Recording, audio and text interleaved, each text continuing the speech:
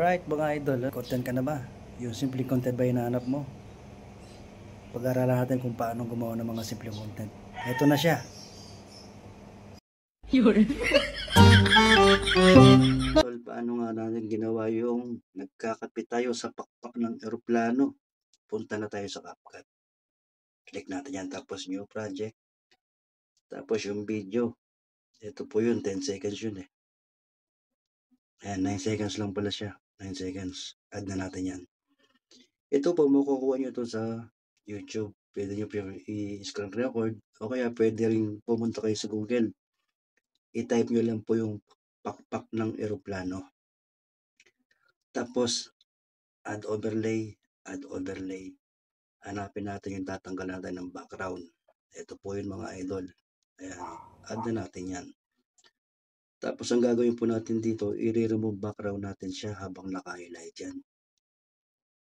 Tapos, pag auto removal kasi, maganda rin naman siya kaso meron siyang upuan kasi baka kasi makuha yung upuan. Kaya dito lang tayo sa custom removal. Tapos adjust lang natin siya ng into 2. 1. Pwede na yung 1 siguro para mas maganda. Tapos brush. Yung mismong tao lang po yung iba-brush natin.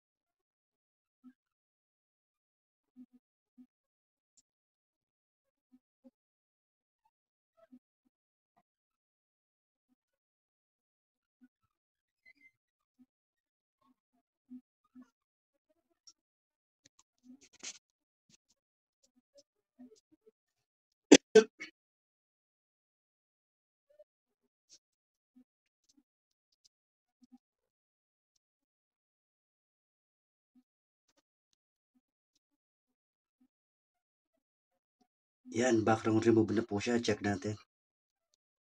Tapos yan, i-time lang natin siya. Kung saan nyo gustong ilagay po, nasa sa inyo po yan. Yan. Sa akin, ganyan na siguro, pwede na yan. Tapos ganyan tayo. nagkakape ka na sa pakpak ng eroplano, ayos na yan, oh. Tapos 'pag okey na po yan, split na natin dito. Split, tapos delete na natin yung sobra. Yung ending gano'n din po. Dapat pantay na pantay po sila para sabay silang mawawala. Ayan, adjust nyo lang po yan para magpantay-pantay. Oh, ayan, oh. Bawasan pa natin. Dito, delete. Split ulit, delete. Para ma-delete po yan, unatin natin. Ayan, oh. Tapos tap nyo lang po siya. Tapos delete. Yung sobra ganun din. Yun, oh. Okay na po yan. Atras lang natin to. Ayan. Ayan na po yung resulta. Oh, kung meron ka natutunan, huwag mo kalimutan mag-follow para malaman din ng iba. Tianggi vendor na, content creator pa.